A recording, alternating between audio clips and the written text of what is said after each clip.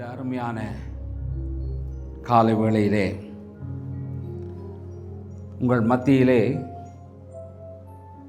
சிந்தனைக்காக 3 கேள்விகளை உங்கள் மத்தியிலே வைக்க விரும்புகிறேன்.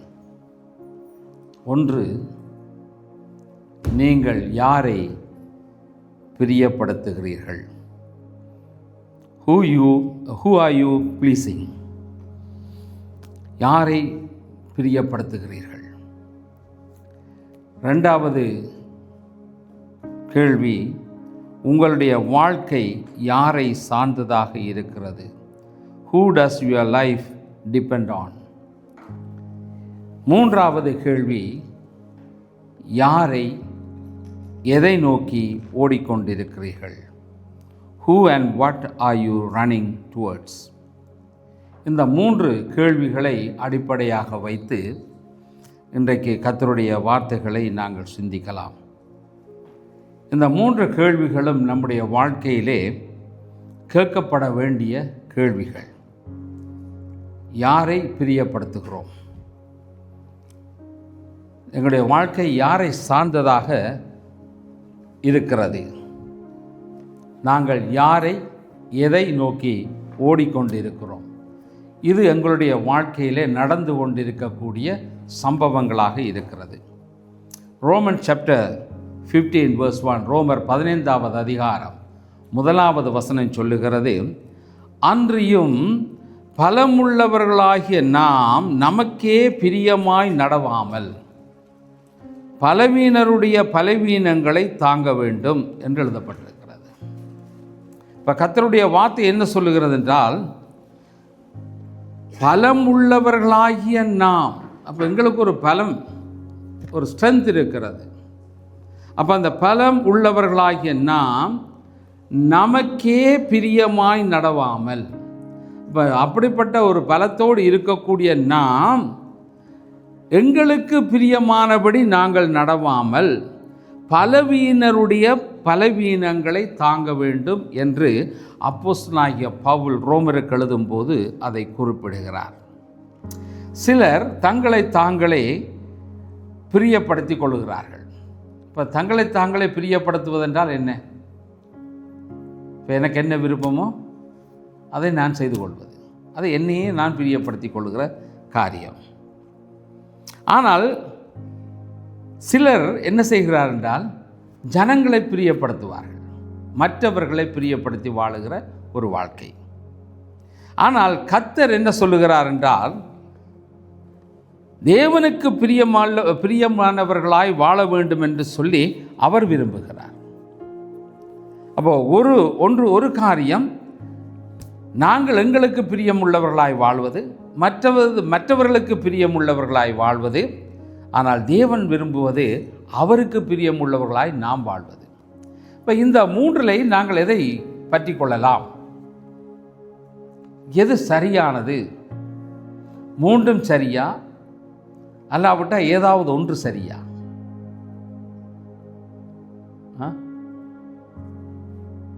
ஒன்று எங்களுக்கு விருப்பமானபடி நாங்கள் நடப்பது, இன்னொன்று மற்றவர்களுக்கு பிரியமானபடி நாங்கள் வாழ்வது, 3வது கர்த்தருக்கு பிரியமானபடி நாம் வாழ்வது. இதில் எது சரி?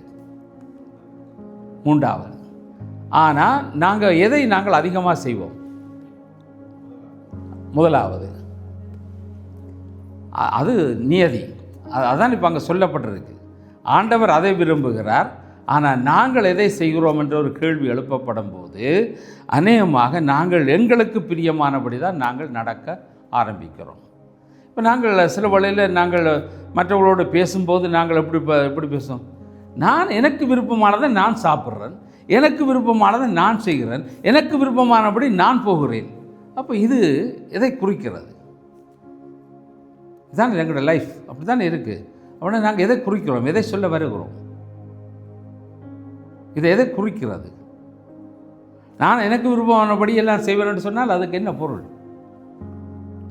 அப்படிப்பட்டவர்களை எந்த கேட்டகரியில் வைக்கலாம்? என்ன சொல்லலாம்? சரி, அது ஒரு பக்கத்தில் நீங்கள் சிந்தித்து கொள்ளுங்கள், இப்படி வைக்கலாம் என்று. இப்போது நாங்கள் பார்க்கும்போது இன்றைக்கு எங்களுடைய வாழ்க்கையிலே நாங்கள் எங்களுக்கென்று சொல்லப்படுகிற நிலைமையும் மற்றவர்களுக்கான ஒரு நிலைமையும் தேவனுக்கான ஒரு நிலைமை, 3 காரியங்களை நாங்கள் இங்கே பார்க்குறோம். ஆகவே கர்த்தரை பிரியப்படுத்துகிறது அது என்றென்றுமான ஒரு சந்தோஷமான வாழ்வுக்குள்ளே நம்மை கொண்டு போகிறதாக இருக்கிறது. ஆகவே இன்றைக்கு நாம் இந்த வேத வசனத்தினூடாக நாங்கள் ஒரு சில காரியங்களை நாங்கள் பார்க்கலாம். இன்றைக்கு எங்களையே நாங்கள் பிரியப்படுத்தி வாழ்வது என்று சொல்லப்படுவது செல்ஃபிஷ். ஒரு என்ன எங்களுக்கு நாங்களே எங்களுடைய விருப்பத்தின்படி வாழுகிற சுயநல வாழ்வு.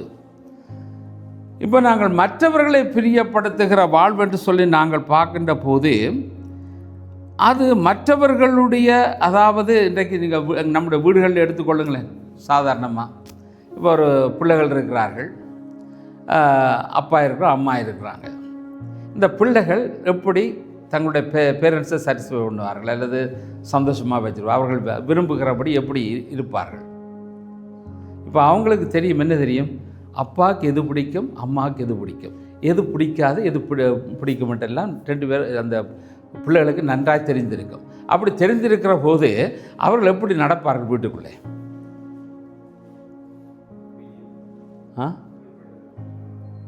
கீழ்ப்படிவார்களா அல்லது கீழ்ப்படுகிற மாதிரியா? யார்கிட்ட இது கேட்டால் இதை செய்வார்?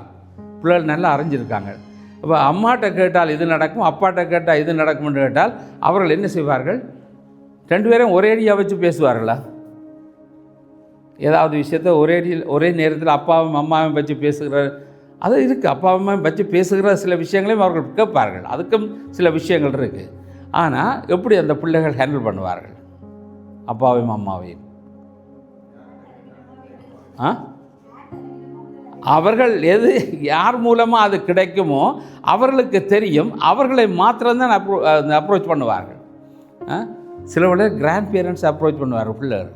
ஏன் அப்பா அம்மா கொடுக்காதெல்லாம் இது எங்கட விட்ட நடக்குது. அப்போ இதெல்லாம் இப்படி நடக்குது. அந்த பிள்ளைகளுக்கு தெரியும் யாரை என்றது பிள்ளைகளுக்கு தெரிஞ்சிருக்கு. அப்போது அந்த பிள்ளைகள் அவர்களை ப்ளீஸ் பண்ணுவதற்கு ஏற்ற விதமாக சில காரியங்களை அவர்கள் செய்வார்கள். ஆகவே இன்று அப்படிப்பட்ட நிலைமையிலே இன்று நாங்கள் ஒரு குடும்பமாக இருக்கும்போது, கணவன் மனைவியாக இருக்கும்போது அவர்களுக்கு எது பிடிக்கும், எப்படி பிரியப்படுத்தலாம்னு சொல்லி அந்த காரியங்கள் எல்லாம் அவர்கள் செய்வார்கள்.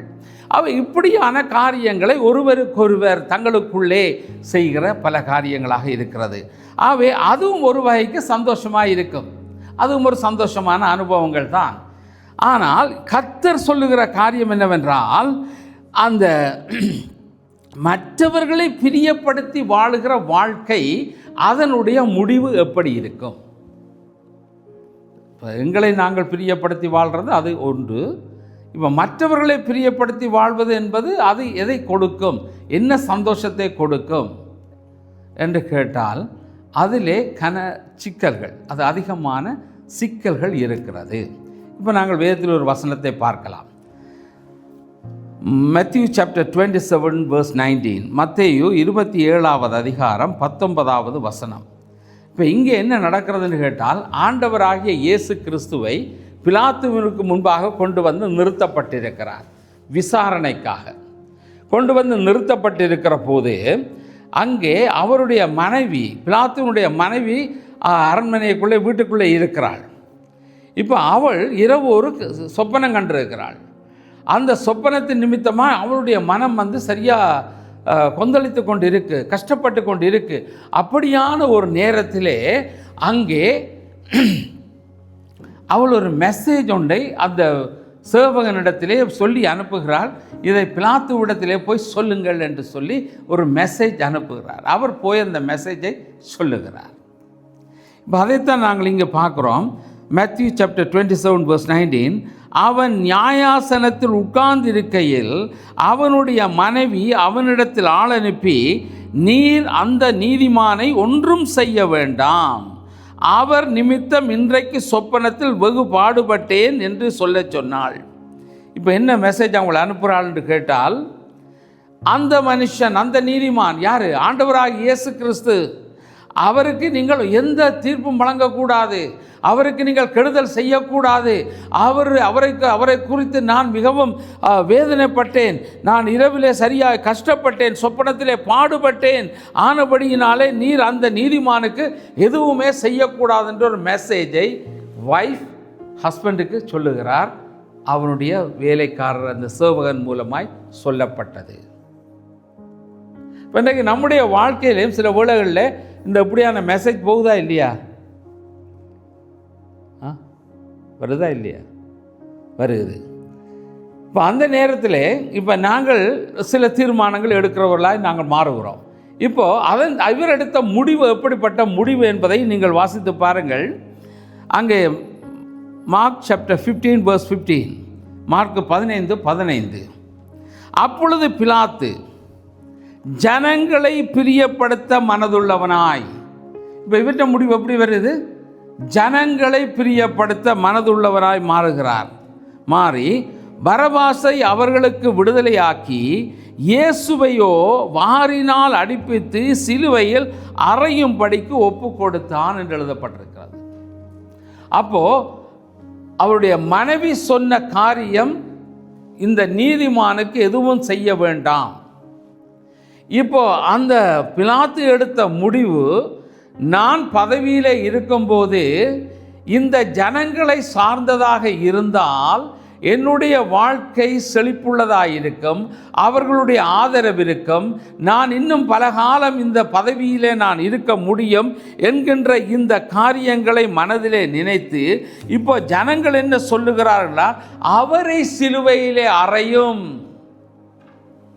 பரபாசை விடுதலையாக்கும் ஆப்ஷன் வைக்கப்படுகிறது. அப்போ அந்த ஆப்ஷன் வைக்கப்படுகிற போது இந்த பிலாத்து யோசிக்கிறான், மக்களுடைய விருப்பத்தை நிறைவேற்றினால் நான் இன்னும் கொஞ்ச காலம் இந்த பதவியிலே இருக்கலாம் என்கின்ற மன உணர்வுக்குள்ளே அவன் வருகிறான்.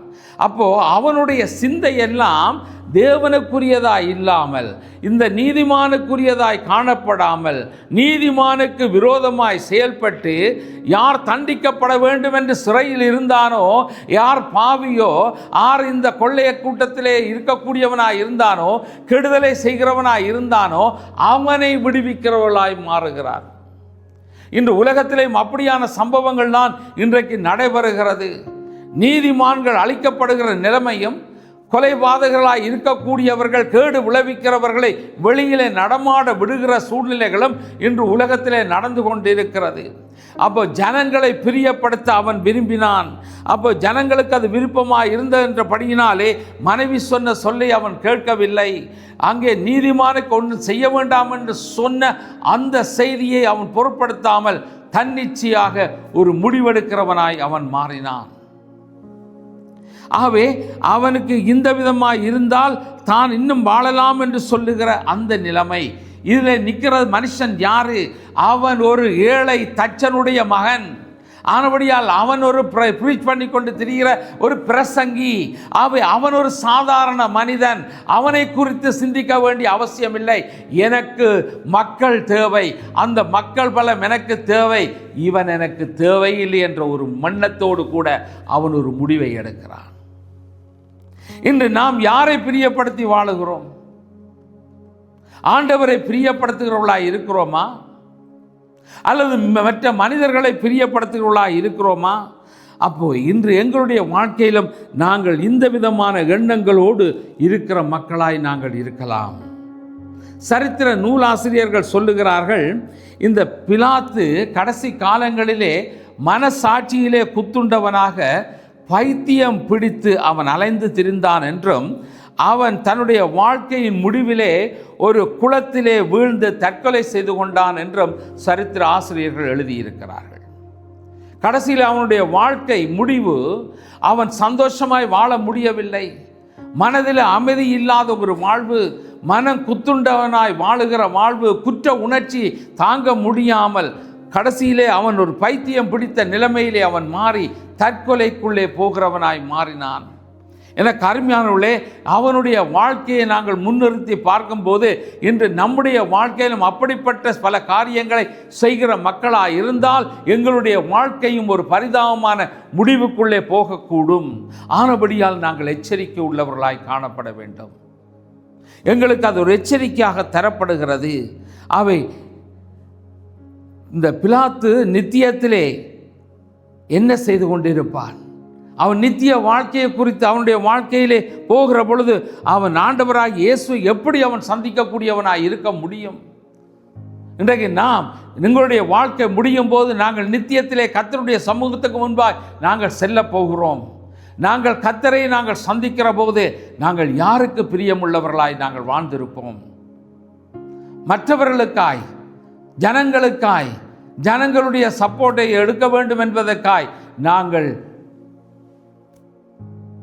எங்களுடைய செயல்பாடுகள், எங்களுடைய எண்ணங்கள், எங்களுடைய பேச்சுக்கள், நடக்கைகள் எல்லாம் அவர்களுக்காக மாற்றப்பட்டால் நம்முடைய வாழ்க்கையின் முடிவு அழிவாயிருக்கும். அது வேதனை நிறைந்ததாக இருக்கும். ஆகவே நாசிலே சுவாசம் உள்ள மனிதனை பிரியப்படுத்தி நாங்கள் கர்த்தரை துக்கப்படுத்துகிறவர்களாக நாங்கள் இருப்பது தவறான ஒரு காரியம். ஆகவே நம்முடைய நாசிலே சுவாசத்தை ஊதினவரும் நமக்காக தம்மை சிலுவையிலே அர்ப்பணித்தவருமாகிய இயேசுவையை நாங்கள் பிரியப்படுத்துகிறவர்களாய் நாங்கள் ஜீவிக்க வேண்டும் என்று வேதம் நமக்கு உணர்த்துகிறது. அவை நாம் இந்த பூமியிலே வாழ்கிற காலங்கள் கொஞ்ச காலம். கர்த்தரோடு தான் நாங்கள் நீடிய காலம் வாழ வேண்டியவர்கள். ஆகவே நீடிய காலம் வாழ நாங்கள் ஆண்டவரோடு இருக்க வேண்டும் என்று சொன்னால் நாங்கள் மனுஷரையா தேவனையா பிரியப்படுத்துகிறோம்? இன்றைக்கு நம்முடைய வாழ்க்கையில் கேட்கப்பட வேண்டிய கேள்வி, நான் மனிதனை பிரியப்படுத்துகிறேனா, தேவனை பிரியப்படுத்துகிறவனாய் இருக்கிறேனா? அநேகமாக நாங்கள் தேவனை பிரியப்படுத்துகிறதிலே மிகவும் குறைவுள்ளவர்களாய் இருக்கிறோம். மனுஷரை பிரியப்படுத்துவதிலே அதிக ஆர்வம் உள்ளவர்களாய் இருக்கிறோம். மனுஷரை பிரியப்படுத்துவது என்று சொல்லி நாங்கள் தவறான வழியிலே போகாதபடிக்கு எச்சரிக்கையாய் இருப்பது நல்லது. கலேசியன் சாப்டர் 1 verse 10, கலாத்தியர் 1:10 சொல்லுகிறது, இப்பொழுது நான் மனுஷரையா தேவனையா யாரை நாடி போதிக்கிறேன்?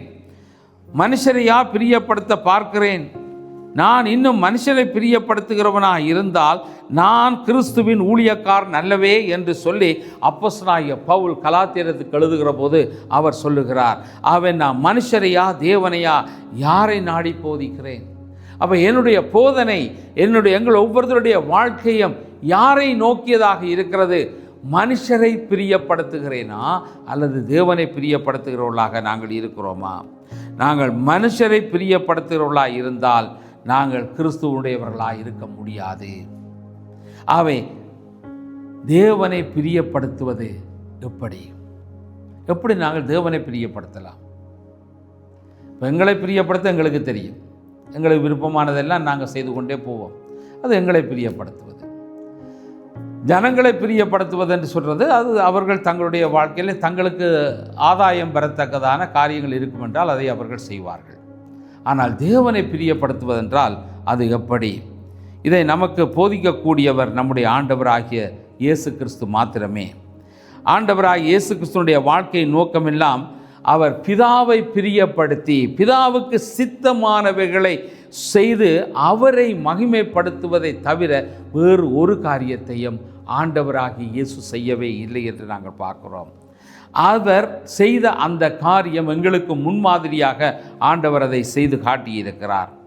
நாங்கள் வேதத்திலே ஹீப்ரூ சாப்டர் 10 verse 7, எபிரேயர் 10ஆம் அதிகாரம் 7வது வசனம் சொல்லுகிறது, அப்பொழுது நான் தேவனே உம்முடைய சித்தத்தின்படி செய்ய நான் வருகிறேன், புத்தக சுருளில் என்னை குறித்து எழுதியிருக்கிறது என்று சொன்னேன் என்றார். அப்போ இந்த தேவனால் கொடுக்கப்பட்டிருக்கிற அந்த புத்தக சுருள், அந்த புத்தக சுருளிலே அவரை குறித்து எழுதப்பட்டிருக்கிறது. உம்முடைய சித்தத்தின்படி செய்ய இதோ வருகிறேன். ஆண்டவராகிய இயேசு கிறிஸ்து பிதாவினுடைய சித்தத்தை செய்யும்படியாய் உலகத்துக்கு வருகிறேன் என்று சொல்லப்படுகிற வார்த்தை. லூக் சாப்டர் 2 verse 49, லூக்கா 2ஆம் அதிகாரம் 49வது வசனம் சொல்லுகிறது, அதற்கு அவர், நீங்கள் ஏன் என்னை தேடினீர்கள்? என் பிதாவுக்கு அடுத்தவைகளில் நான் இருக்க வேண்டியது அறியீர்களா? அப்போது பிதாவுக்கு அடுத்தவைகளிலே அவர் இருக்க வேண்டும் என்பதை நீங்கள் அறியவில்லையா என்று அங்கே ஆண்டவராகிய இயேசு கிறிஸ்து எங்கே வச்சு இந்த காரியத்தை பேசுகிறார்? யாரிடத்தில் பேசுகிறார்? பெற்றோரிடத்தில், எருசலேம் தேவாலயத்தில். ஏனென்றால் அவங்க பண்டிகைக்காக போனவர் ஆண்டவராகிய இயேசு அவர்களோடு திரும்பி வரவில்லை. அவர்கள் அங்கே நியாயசாஸ்திரிகள் மத்தியிலே, வேதபாரர்கள் மத்தியிலே அங்கே பேசிக்கொண்டிருக்கிறார். ஊருக்கு வந்துவிட்டு திரும்பி அந்த மக்கள் போகிறார்கள், பெற்றார் போகிறார்கள், ஆண்டவர் இயேசுவை தேடி போகிறார்கள். அங்கே போனபோது தான் அந்த இடத்திலே அவரை தேடி போகிற பொழுது அவர் சொல்லுகிற வார்த்தை, ஏன் என்னை தேடினீர்கள்? நான் பிதாவுக்கு அடுத்தவைகளுக்குரிய காரியத்தை கூறியவன் என்று உங்களுக்கு தெரியாதா? அதை நீங்கள் அறியவில்லையா என்று கேட்கிறார். பிதாவுக்கு அடுத்த காரியத்தை அவர் செய்ய வந்தவர் என்று அங்கே சுட்டி காட்டுகிறார். ஜான் சாப்டர் 8 verse 29, யோவான் 8:29 சொல்லுகிறது, என்னை அனுப்பினவர் என்னுடனே கூட இருக்கிறார், பிதாவுக்கு பிரியமானவைகளை நான் எப்பொழுதும் செய்கிறபடியால் அவர் என்னை தனியே இருக்க விடவில்லை என்றார்.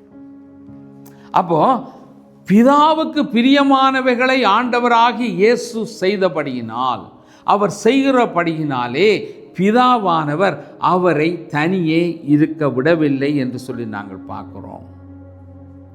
அப்போ நாம் பிதாவுக்கு, தேவனுக்கு, ஆண்டவராகிய இயேசுவுக்கு நாங்கள் பிரியமானவைகளை நாங்கள் செய்யும் போது அவர் எங்களை தனியே இருக்க விடுவதில்லை. அவர் நம்மோடு கூடவே இருக்கிறவராய் இருக்கிறார். அவை ஒரு நாளும் நாங்கள் தனித்திருப்பதில்லை. தேவ பிரசன்னம் நம்மை சூழ்ந்து கொள்ளுகிறது. அவை என கருமையானவர்களே, இன்று தேவ பிரசன்னத்தினாலே நாங்கள் நிரப்பப்பட வேண்டியவர்களாய் இருக்கிறோம். தேவனுக்கு பிரியமானவைகளை நாங்கள் செய்கிறவர்களாய் இருக்க வேண்டும். இன்றைக்கு நாங்கள் எந்த ஒரு சந்தர்ப்பத்திலும் நாங்கள் பார்க்கும்போது நாங்கள் இந்த சூழ்நிலைகளை வைத்துத்தான் இன்று நாங்கள் சில முடிவுகளை எடுக்கிறவர்களாய் மாறுகிறோம். இப்போ எங்களுடைய சூழ்நிலைகள் எப்படி இருக்கோ அதற்கேற்ற மாதிரி நாங்கள் முடிவை எடுக்கிறோமே தவிர கர்த்தரை சார்ந்ததான ஒரு முடிவை எடுக்க நாங்கள் தவறி விடுகிறோம். ஆண்டவராகிய இயேசு கிறிஸ்து மத்தேயு எழுதின சுவிசேஷம் 28ஆம் அதிகாரம் 20வது வசனத்திலே சொல்லுகிறார், இதோ உலகத்தின் முடிவு பரியந்தம் சகல நாட்களிலும் நான் உங்களுடனே கூட இருக்கிறேன். அப்போ ஆண்டவர் சகல நாட்களிலும் அவர் எங்கோடு கூட இருக்கிற தேவனாய் இருக்கிறார் என்று வேதம் சொல்லுகிறது. ஹீப்ரூ சாப்டர் 13 verse 21, எபிரேயர் 13:21 சொல்லுகிறது, இயேசு கிறிஸ்துவை கொண்டு தமக்கு முன்பாக பிரியமானதை உங்களில் நடப்பித்து நீங்கள் தம்முடைய சித்தத்தின்படி செய்ய உங்களை சகலவித நற்கிரியையிலும் சீர்பொருந்தினவர் ஆக்குவாராக, அவருக்கு என்றென்றைக்கு மகிமை உண்டாவதாக, ஆமேன் என்று எழுதப்பட்டிருக்கிறது. அவன் கர்த்தருடைய வார்த்தை என்ன சொல்லுகிறது என்று சொன்னால், பிரியமானதை உங்களில் நடப்பித்து. அப்போ ஆண்டவர் பிரியமானதை எங்களிலே நடப்பிக்க விரும்புகிறார். தம்முடைய சித்தத்தின்படி சகலவித நற்கிரியையிலும் பொருந்தினவர்களாக்குவாராக. அப்போ எங்களை சீர்பொருந்த வைக்கிறவர் அவர். அவை இன்று நாம் யாரை பிரியப்படுத்துகிறவர்களாக இருக்கிறோம்? தேவனை பிரியப்படுத்த, தேவனுக்குரியவர்களை நாட்டம் கொண்டவர்களாக நாங்கள் இருக்கிறோமா? இப்போ இன்றைக்கு நம்முடைய வாழ்க்கையில் நாங்கள் கர்த்தருக்கு பிரியமானதை செய்கிற, கர்த்தரை தேடுகிற, கர்த்தருடைய வார்த்தையிலே ஆர்வம் காட்டுகிற, கர்த்தரை சேவிக்கிறதிலே மனதுள்ளவர்களாய் நாங்கள் இருக்கிறோமா? அப்போ அப்படியான ஒரு சிந்தை எங்களுக்குள்ளே காணப்பட வேண்டியது அவசியம். எனக்கு அருமையான தேவஜனமே, கர்த்தருக்கு பிரியமானபடி நாங்கள் நடக்க முடியாவிட்டால் அது எங்களுடைய வாழ்க்கையிலே உபத்திரவத்தை கொண்டு வரும். நாம் கர்த்தரை பிரியப்படுத்தினார், கர்த்தர் நம்மேல் அவர் பிரியமாய் இருப்பார், பிரியமுள்ளவராக அவர் இருப்பார். அவர் கர்த்தர் நம்மேல் பிரியமாய் இருந்தால் தேவன் நம்மை ஆசீர்வதிக்கிற தேவன் என்று சொல்லி வேதத்திலே நாங்கள் பார்க்குறோம். எண்ணாகம புஸ்தகம் 14வது அதிகாரம் 8வது வசனம், நம்பர்ஸ் சாப்டர் 14 verse 8, கர்த்தர் நம்மேல் பிரியமாய் இருந்தால் அந்த தேசத்திலே நம்மை கொண்டு போய் பாலும் தேனும் ஓடுகிற அந்த தேசத்தை நமக்கு கொடுப்பார். அப்போ கர்த்தர் மேல் பிரியமாய் இருந்தால் ஆசீர்வாதம் உள்ளதாக இருக்கும். அந்த நாட்களிலே இஸ்ரவேல் ஜனங்களுக்கு தேவனால் கொடுக்கப்பட்ட காரியம், கர்த்தர் நம்மேல் பிரியமாயிருந்தால் அந்த தேசத்திலே நம்மை கொண்டு போய் பாலும் தேனும் ஓடுகிற அந்த தேசத்தை நமக்கு கொடுப்பார். அப்போ கர்த்தர் மேல் பிரியமுள்ளவர்களாய் நாங்கள் வாழ்ந்தால் எங்களுக்கு ஒரு செழிப்பு, ஒரு ஆசீர்வாதம், சந்தோஷம், சமாதானம் எங்களுடைய வாழ்க்கையில் ஆண்டவர் தருகிறவராய் இருப்பார் என்பதை வேதம் நமக்கு கற்றுக் கொடுக்கிறது. எண்ணாகமம் 14வது அதிகாரம் 9வது வசனம், நம்பர்ஸ் சாப்டர் 14:9, கர்த்தருக்கு விரோதமாய் மாத்திரம் கலகம் பண்ணாதிருங்கள். அப்போ கர்த்தருக்கு விரோதமாய் நாங்கள் செயல்படக்கூடாது என்று சொல்லி வேதம் சொல்லுகிறது. அவை நாங்கள் கர்த்தருக்கு விரோதமாய் எங்களுடைய வாழ்க்கையில் நாங்கள் நடந்து கொண்டு இருப்போமானா இருந்தால் அது எங்களுடைய வாழ்க்கையை பாதித்து விடும். அவை நாங்கள் சில வேளைகளிலே கர்த்தரை குறித்த அந்த எண்ணம், அந்த சிந்தை, கர்த்தருக்காய் வாழ வேண்டும், கர்த்தருடைய வார்த்தையின்படியாய் நான் ஜீவிக்க வேண்டும் என்று சொல்லுகிற எண்ணம் எங்களுக்குள்ளே இல்லாமல் போய்விடுகிறது. அதன் மூலமாய் நாங்கள் பல காரியங்களை சந்திக்க வேண்டிய ஒரு சூழ்நிலைக்குள்ளே செல்லப்படுகிறவர்களாய் மாறுகிறோம். ஆகவே இன்று ஆவிக்குரிய மக்களாகிய நாம் கர்த்தர் நமக்கு வாக்கு பண்ணி அனைத்து வாக்கியங்களின்படி நாங்கள் கிறிஸ்துவுக்குள் ஆம் என்றும் ஆமேன் என்றும் வேதம் சொல்லுகிறது. 2 கொரிந்தியர் சாப்டர் 1 verse 20, 2 கொரிந்தியர் 1:20 சொல்ல, எங்களால் தேவனுக்கு மகிமை உண்டாகும்படி தேவனுடைய வாக்கு தத்தங்கள் எல்லாம் இயேசு கிறிஸ்துவுக்குள் ஆம் என்றும் அவருக்குள் ஆமேன் என்றும் இருக்கிறது. அப்போது கிறிஸ்துவுக்குள் ஆம் என்றும் எல்லாம் பாசிட்டிவான பக்கத்தை தான் வேதம் சொல்லுகிறது. ஆகவே நாம் எப்படிப்பட்டவர்களாய் நாங்கள் உலகத்திலே வாழ்கிறோம்? சுயநலம் கொண்டவர்களாய் நாங்கள் சந்தோஷப்படுத்துகிறவர்களாய் பிரியமாய் நாங்கள் நடக்கிறவர்களாய் இருக்கிறோமா? அல்லது மற்றவர்களை பிரியப்படுத்தி வாழ்ந்தால் அதன் மூலமாக எனக்கு ஏதோ ஒரு பிரயோஜனம் கிடைக்கும் என்று சொல்லப்படுகிற எண்ணத்திலே மற்றவர்களுக்கான பிரயோஜனத்தை நோக்கி அல்ல மற்றவர்களை சந்தோஷப்படுத்துகிற தீர்மானங்களை எடுத்து அப்படிப்பட்ட வாழ்க்கையை நடத்துகிறோமா? அல்லது கர்த்தரை பிரியப்படுத்துகிறவர்களாய் நாங்கள் வாழுகிறோமா? இது எங்களை ஆராய்ந்து பார்க்கப்படுகின்ற ஒரு கேள்வியாக எங்களுக்குள்ளே வைக்கப்படுகிறது. உபாகம புஸ்தகம் 11ஆம் அதிகாரம், டியூட்ரோனமி சாப்டர் 11 verse 11 and 12, நீங்கள் சுதந்தரிக்கப் போகிற தேசமோ மலைகளும் பள்ளத்தாக்குகளும் உள்ள தேசம், அது வானத்தின் மழை தண்ணீரை குடிக்கும் தேசம், அது உன் தேவனாகிய கர்த்தர் விசாரிக்கிற தேசம், வருஷத்தின் துவக்கம் முதல் வருஷத்தின் முடிவு மட்டும் எப்பொழுதும் உன் தேவனாகிய கர்த்தரின் கண்கள் அதன் மேல் வைக்கப்பட்டிருக்கும் என்று எழுதப்பட்டிருக்கிறது. அப்போ தேவன் கொடுக்கிற அந்த தேசம், இஸ்ரவேல் ஜனங்களுக்கு அப்படிப்பட்ட தேசத்தை தான் தேவன் கொடுத்திருக்கிறார். இன்றைக்கு நம்முடைய வாழ்க்கையிலும் தேவன் ஒரு செழிப்பை கொண்டு வர வேண்டுமா இருந்தால் நாங்கள் தேவன் எங்களுக்கு தருகிற இந்த நாட்கள், தேவன் எங்களை இந்த தேசத்திலே கொண்டு வந்து தாவரித்து வைத்திருக்கிற இந்த காலங்களிலே எங்கள் ஒவ்வொருவருடைய வாழ்க்கையும் செழிப்புள்ளதாக மாற்றுவார். எப்பொழுது கர்த்தரை தேடி இருக்கும் போது, கர்த்தருக்காக வாழுகிற பொழுது. ஆகவே ஆண்டவருடைய வார்த்தை சொல்லுகிறபடி கர்த்தர் விசாரிக்கிற தேசம், வருஷத்தின் துவக்கம் முதல் வருஷத்தின் முடிவு மட்டும், அதாவது முடிவு பரியந்தம் நீங்கள் உலகத்திலே வாழும் நாட்களெல்லாம் ஒவ்வொரு ஆண்டும் தொடக்கம் முதல் முடிவு மட்டும் உன் தேவனாகிய கர்த்தரின் கண்கள் அதன் மேல் வைக்கப்பட்டிருக்கும்.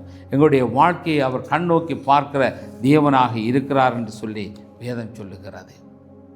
ஆகவே எனக்கு அருமையானவர்களே, இது எங்களுடைய வாழ்க்கையில் நாங்கள் யாரை பிரியப்படுத்துகிறோம்? தேவனை சார்ந்து அவருக்கு பிரியமானதைகளை நாங்கள் செய்கிறவர்களாக இருந்தால் எங்களுடைய வாழ்க்கையின் காரியங்கள் எல்லாவற்றையும் தேவன் சந்திக்கிறவராக இருக்கிறார். நாங்கள் இன்னொரு காரியத்தை நாங்கள் வாசிக்கலாம்.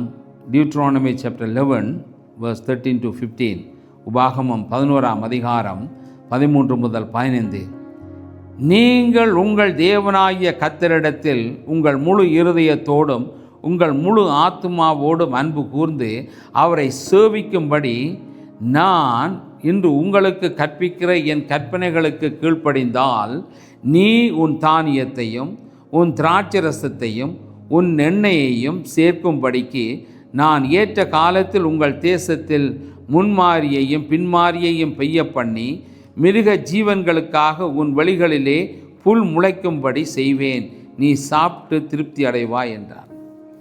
அப்போ இந்த வேத வசனம் என்ன சொல்லுகிறது?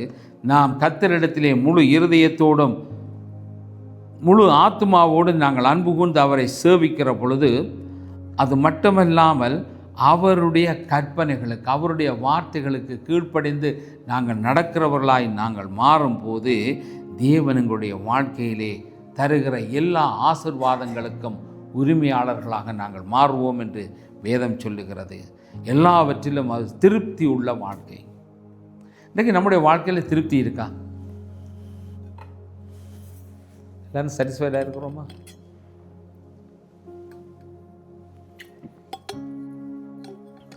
யாராவது நான் 100% நான் சாட்டிஸ்ஃபைடாக இருக்கிறேன் யாராவது கையெழுத்த முடியுமா?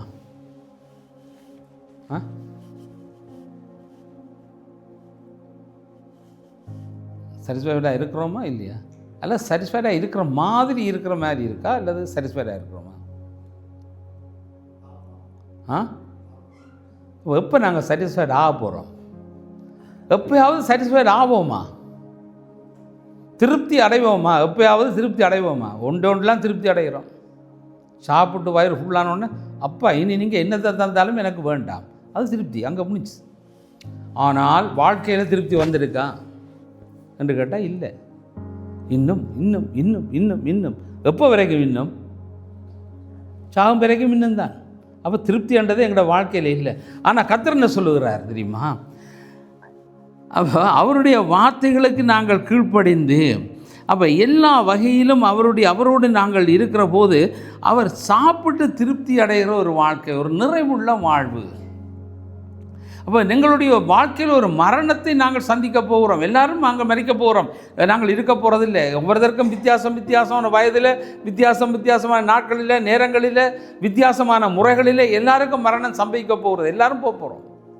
ஆனால் இதில் போகும்போது என்னத்தை நாங்கள் கொண்டு போக போகிறோம்? எதை நாங்கள் கொண்டு போய் சேர்க்க போகிறோம்? இந்த பேங்க் அக்கௌண்ட் அங்கே ட்ரான்ஸ்ஃபர் பண்ணலாமா? அங்கே பேங்க் ஆண்டவர் பேங்க் வச்சுருப்பார், அங்கே ட்ரான்ஸ்ஃபர் பண்ணலாமா? ட்ரான்ஸ்ஃபர் பண்ணலாமா? இல்லை. இங்கே உள்ள வீடை கொண்டு அங்கே கொண்டு வைக்கலாமா? இல்லை. இங்கே உள்ளது இங்கேயோ முடிந்துடுது. அதுக்கப்புறம் எங்களுக்கு எதுவுமே இல்லை, ஒரு தொடர்பும் இல்லை. யார் கொண்டு போகிறாங்கள்ட்டே தெரியாது, எதுவுமே தெரியாது. இந்த நம்முடைய இலங்கையில் நாங்கள் வாழ்ந்த இடத்துல நடந்த சம்பவம். எங்களோட வீட்டுக்கு முன்னால் ஒரு வீடு இருக்குது. அவர் ஒரு மனுஷன் தனியாக வாழ்ந்தார், ஃப்ரெடி என்று சொல்லி. அப்போ அவர் வாழ்ந்தார். அவர் மட்டும்தான், திருமணமே ஆகலை, அவருக்கு சொந்த வீடு இருக்குது. ஆனால் இந்த பிரச்சனைகள் எல்லாம் வந்து எல்லாரும் டிஸ்பிளேஸ்ட் ஆகி போயிட்டார். அவரும் டிஸ்பிளேஸ்டாக போயிட்டார். கடைசியில் அவர் கொழும்பில் போயிருந்து அவர் மரித்து போனார். இப்போ அந்த வீடு அப்படியே கிடக்கு, யாருக்கும் சொந்தம் இல்லை. யாரோ ஒருவர் வந்து இப்போ அதில் குடியேறி இருக்கிறார்கள். அப்போ இப்போ நான் என்ன சொல்ல வர்றேன்டா, அது எங்களுக்குரியது இல்லை. நாங்கள் எவ்வளோ இன்வெஸ்ட் பண்ணியிருக்கலாம், எவ்வளோ காசை வேண்டி போட்டிருக்கலாம், நாங்கள் வீட்டை கட்டி முடிச்சிருக்கலாம், இன்னும் 4 வீடு வச்சிருக்கலாம், அதில் பிரச்சனையே இல்லை. ஆனால் சாட்டிஸ்ஃபைடு இருக்கா? திருப்தி இருக்கா? ஆத்மாவில் திருப்தி இருக்கா? தேவனோடு போவேன் திருப்தி இருக்கா? அதுதான் முக்கியம். இது இருந்து பிரயோஜனம் இல்லை. இது ஒரு இடம் போக போகிறதில்லை. நாங்கள் இல்லாட்டி இன்னொரு தான் அதை ஆளுகை செய்ய போகிறான்.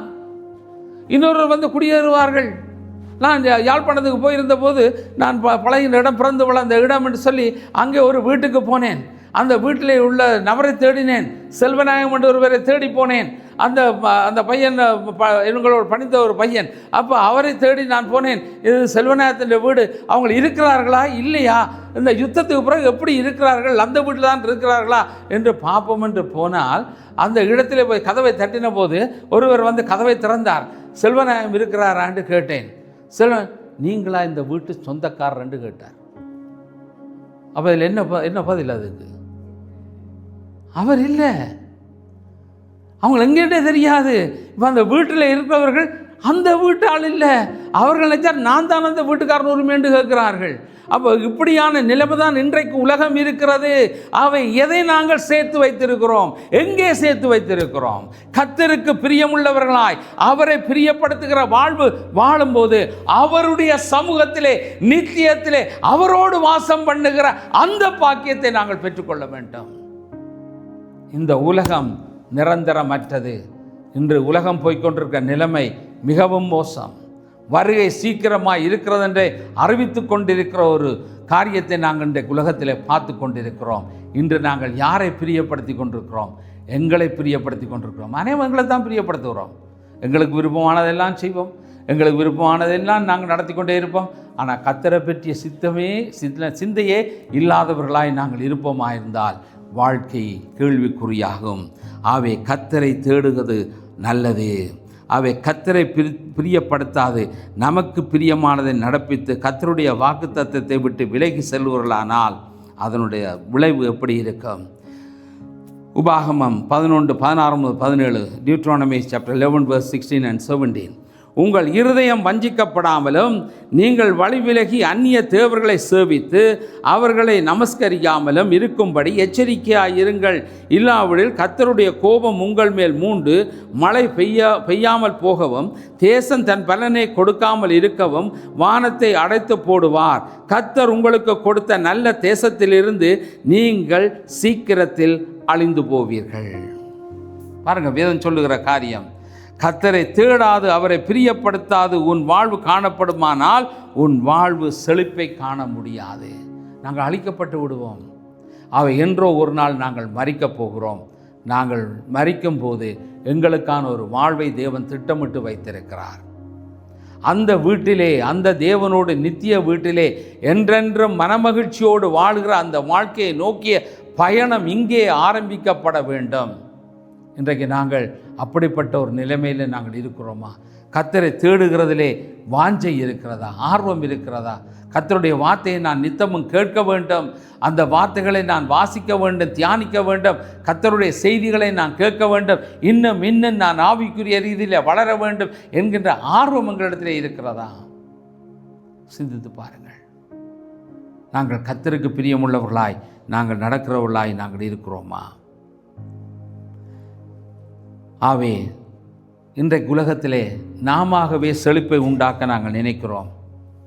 ஆவே நாங்களே செழிப்பை உண்டாக்கலாம் என்று எண்ணி எத்தனை பிரயாசப்பட்டாலும் அது வீணாகி போய்விடும். நாங்கள் உண்டாக்கலாம்.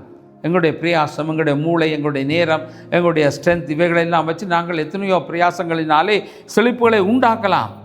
அப்போ அது ஏதோ செழிப்பு போல எங்களுக்கு வெளியிலே காணப்படும். ஆனால் உள்ளேயோ எப்படி இருக்கிறால் வறட்சி, ஏமாற்றம், இழப்பு இதுதான் மீதியாயிருக்கும். அவை நாங்களாக ஏதோ எல்லாம் உண்டாகிட்டு அப்படியே நல்ல நிலைமையில் இருக்கிறது போல எங்களுடைய மனம் சொல்லி கொண்டிருக்கோம். யோ ஓகே, நீங்கள் எல்லாத்திலும் சிறந்திருக்கிறீர்கள், நல்ல நிறைவாக இருக்குது என்று நாங்கள் நினைத்து கொண்டிருக்கிறோம். உள்ளுக்குள்ளே வறட்சி இருக்கிறது, ஏமாற்றம் இருக்கிறது, இழப்பு இருக்கிறது. அவை இப்படியான நிலைமை எங்களுடைய வாழ்க்கையிலே இருக்க வேண்டுமா? சிந்தித்து பார்க்க வேண்டும்.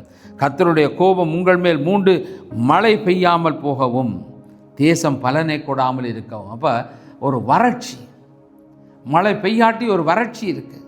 அப்படியான ஒரு வறட்சியான நிலைமைக்கு நாங்கள் போகாதபடிக்கு எச்சரிக்கை. ஆகாய் தீர்க்கதரிசியின் புஸ்தகம் 1 அதிகாரம் 6-7, ஆகாய் சாப்டர் 1:6 and 7. நீங்கள் திரளாய் விதைத்தும் கொஞ்சமாய் அறுத்து கொண்டு வருகிறீர்கள். நீங்கள் புசித்தும் திருப்தியாகவில்லை, குடித்தும் பரிபூரணமடையவில்லை. நீங்கள் வஸ்திரம் உடுத்தியும் ஒருவனுக்கும் குளிர் விடவில்லை. கூலியை சம்பாதிக்கிறவன் பொத்தலான பையிலே போடுகிறவனாய் அதை சம்பாதிக்கிறான். உங்கள் வழிகளை சிந்தித்து பாருங்கள் என்று சேனைகளின் கர்த்தர் சொல்லுகிறார். ஆண்டவர் என்ன சொல்கிறார்? உங்களுடைய வழிகளை சிந்தித்து பாருங்கள். நீங்கள் செய்கிற காரியம் என்ன என்பதை குறித்து சிந்தித்து பாருங்கள். நீங்கள் திரளாய் விதைத்து கொஞ்சமாய் அறுத்து கொண்டு வருகிறீர்கள். 1 ஏக்கர் நிலம் விதைத்தால் 1 ஏக்கரும் உனக்கு பலன் தரவில்லை. ஒருவேளை 1/4 ஏக்கரை மட்டும்தான் வீட்டுக்கு கொண்டு வருகிற நிலைமைக்கு வாழ்க்கையாய் இருக்கும். அங்கே 9வது வசனம் சொல்லுகிறது, 9th verse, அதிகமாய் வருமென்று நீங்கள் எதிர்பார்த்திருந்தும் இதோ கொஞ்சம் கிடைத்தது. நீங்கள் அறுத்து வீட்டுக்கு கொண்டு வந்தும் நான் அதை ஊதி போடுகிறேன். எதன் நிமித்தம் என்றால் என் வீடு பாழாய் கிடக்கும் போது நீங்கள் எல்லாரும் அவனவன் தன் வீட்டுக்கு ஓடி போகிறீர்களே, இதன் நிமித்தமே என்று சேனைகளின் கர்த்தர் சொல்லுகிறார். கர்த்தருடைய வீட்டை குறித்த சிந்தை இல்லாமல் அவனவன் தன் காரியத்தை நோக்கி எல்லாவற்றையும் செய்து கொண்டு இருக்கிறபடியினாலே நீங்கள் அறுத்து கொண்டு வரலாம். ஆனால் ஆண்டவர் என்ன சொல்கிறார்? நான் அதை ஊதி போடுவேன். ஆனால் இன்றைக்கு நம்முடைய வாழ்க்கையில் எல்லாம் இருக்கிறது போல இருக்கும், ஆனால் இருக்காது. கர்த்தர் ஊதி போடுகிறார்.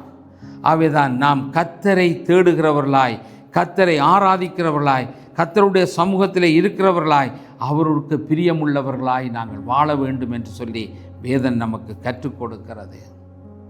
அவை சம்பாதிக்க வேண்டாம் என்று நான் சொல்ல வரவில்லை, சொத்து சேர்க்க வேண்டாம் என்று நான் சொல்ல வரவில்லை. என்னையும் நீங்கள் செய்யுங்கள், அதில் எதுவுமே ஆட்சேபனை இல்லை, குற்றம் இல்லை. ஆனால் கர்த்தரை மட்டும் விட்டு விடாதிருங்கள். கர்த்தரை நித்தமும் தேடுங்கள். கர்த்தரை தேடுகிறவர்களாய், கர்த்தரை ஆராதிக்கிறவர்களாய், கர்த்தருடைய சமூகத்தில் நிற்கிறவர்களாய், கர்த்தருடைய வார்த்தைகளை தியானம் பண்ணுகிறவர்களாய், கர்த்தருடைய வார்த்தைகளை கேட்டு அதன்படி நடக்கிறவர்களாய், கர்த்தருக்கு பிரியமானவைகளை செய்து வாழுகிறவர்களாய் நாங்கள் வாழ்வது அவசியமானதே. ஆகவே நாங்கள் வேறு எல்லாத்தையும் இன்றைக்கு நாங்கள் பாருங்கள், இன்றைக்கு நாங்கள் இப்போ கொஞ்சம் ஸ்னோ வந்தது, நாங்கள் இப்போ என்ன சொல்லுகிறோம்? நேரம் கேட்டால் என்ன சொல்லுவார்கள்? என்ன சொல்லுவார்கள்? வராதவர்களிட கேட்டால் என்ன சொல்லுவார்கள்? எப்படி வாரது? கேட்குறோமா இல்லையா? கேட்குறோம். இப்போது நான் குற்றப்படுத்தவில்லை, அது நாங்கள் அப்படி பேசுகிறோம், அதுங்களால் அப்படி ஒரு நேச்சர் நாங்கள் சொல்லுகிறோம். ஆனால் இதே நேரத்தில் இப்படி ஸ்னோவில் நான் இதை விட கூடின ஸ்னோவில் நாங்கள் என்ன செய்கிறோம்? இன்றைக்கு அவ்வளோ இல்லை, முடிஞ்சுது. மற்ற நேரத்தில் ஸ்னோ பெய்தாலும் நாங்கள் என்ன செய்கிறோம்? யாராவது வேலைக்கு போகாமல் வீட்டில் நின்றுருக்குறீங்களோ? சொல்லுங்கள், யாராவது வீட்டில் நின்றுருப்போமோ? நீங்கள் பார்க்குற பார்வையிலே தெரியுது, நான் கடைசி வரை நிற்க மாட்டோம்ட்டு. சரிதானே? அப்போது ஏன் நாங்கள் நிற்கல? ஏன் கர்த்தருடைய வீட்டுக்கு மட்டும் பெற முடியாமல் நாங்கள் நிற்கிறோம்? இதில் நாங்கள் யாரை சேவிக்கிறோம்? யாருக்கு முன்னுரிமை கொடுத்துருக்குறோம்? நாங்கள் ரெண்டுக்கும் வித்தியாசத்தை காட்டுறதுக்காக தான் நான் இந்த ஒரு உதாரணத்தை சொன்னேனே தவிர குற்றப்படுத்துவதற்கு அல்ல. அப்போ எங்களை பிரியப்படுத்துவதற்காக நாங்கள் எந்த சிச்சுவேஷனாக இருந்தாலும் சரி, பூட்ஸுக்கு மேலே ஸ்னோ விண்டாலும் சரி, அது காலுக்குள்ளே ஸ்னோ போனாலும் சரி, நாங்கள் செய்வோம். ஆனால் கர்த்தருக்கு பிரியமானதை செய்கிறதுக்கு கீழ்மட்டத்தில் ஸ்னோ இருந்தாலும் நாங்கள் சொன்னோம் வீட்டை விட்டு வெளிக்கிட மாட்டோம். ஆண்டவருக்கு தெரியும் எல்லாம், அவருக்கு எல்லாமே தெரியும், நாங்கள் செய்கிற எல்லாமே தெரியத்தான் போகிறது. ஆனால் கர்த்தருக்கு பிரியமானதை செய்ய, கர்த்தருடைய வழியில் நடக்க நாங்கள் எங்களை ஒப்பு கொடுக்க வேண்டியது அவசியமாக இருக்கிறது. அருமையான தேவஜமே, நாம் கர்த்தரை பிரியப்படுத்தி வாழ வேண்டும். அவரை பிரியப்படுத்தினால் அவர் நம்மேல் பிரியமாயிருப்பார். அவர் நம்மேல் பிரியமாயிருந்தால் பாலும் தேனும் ஓடுகிற செழிப்பான வாழ்வை நமக்கு தருவார். உங்களுடைய வாழ்வு செழிக்க வேண்டுமா இருந்தால் நாம் செய்ய வேண்டியது கர்த்தராகிய இயேசுவை பிரியப்படுத்துகிறாய், அவருக்கு பிரியமான வழியிலே வாழுவதுதான் அவசியம். 143வது சங்கீதம், Psalm 143:10, அங்கே 10வது வசனம் சொல்லுகிறது, உமக்கு பிரியமானதை செய்ய எனக்கு போதித்தரலும், உமக்கு பிரியமானதை செய்ய எனக்கு போதித்தரலும், நீரே என் தேவன், உம்முடைய நல்ல ஆவி என்னை செம்மையான வழியிலே நடத்துவாராக. அப்போ எங்களை செம்மையான வழியிலே நடத்த வேண்டிய அவசியம் இருக்கிறது. ஆகவே அவருக்கு பிரியமானதை நாங்கள் செய்யும்போது தான் நாங்கள் சரியான வழியிலே நடக்க முடியும். 1 யோவான் 3:22 வசனம், 1 John chapter 3 verse 22, அவருடைய கற்பனைகளை நாம் கைக்கொண்டு அவருக்கு முன்பாக பிரியமானவைகளை செய்கிறபடியினால் நாம் வேண்டிக் கொள்ளுகிறது எதுவோ அதை அவராலே பெற்றுக்கொள்கிறோம். அப்போ அவருடைய கற்பனைகளின்படி நாங்கள் கைக்கொண்டு அவருக்கு பிரியமானதை செய்யும்போது அதை அவரிடத்திலே இருந்து நல்ல ஆசீர்வாதங்களையும் சமாதானத்தையும் சந்தோஷத்தையும் நாங்கள் பெற்றுக்கொள்ள முடியும். இப்போ நாங்கள் அந்த 3 கேள்விக்கும் போகும்போது நாங்கள் யாரை பிரியப்படுத்துகிறோம், நாங்கள் யாரை பிரியப்படுத்துகிறவர்களாக இருக்கிறோம் என்ற அந்த கேள்வி. அடுத்தது, எங்களுடைய வாழ்க்கை யாரை சார்ந்ததாக இருக்கிறது, யாரை சார்ந்து நாங்கள் ஜீவிக்கிறவர்களாக இருக்கிறோம், எதை நோக்கி நாங்கள் ஓடிக்கொண்டிருக்கிறோம், யாரை நோக்கி ஓடுகிறோம், எதை நோக்கி ஓடுகிறோம். இந்த 3 கேள்விகளுக்கு மத்தியிலே ஆண்டவர் சொல்லுகிற காரியம், கர்த்தரை பிரியப்படுத்தி கர்த்தருக்காக நாம் வாழுவதற்கு நாம் ஒரு தீர்மானத்தை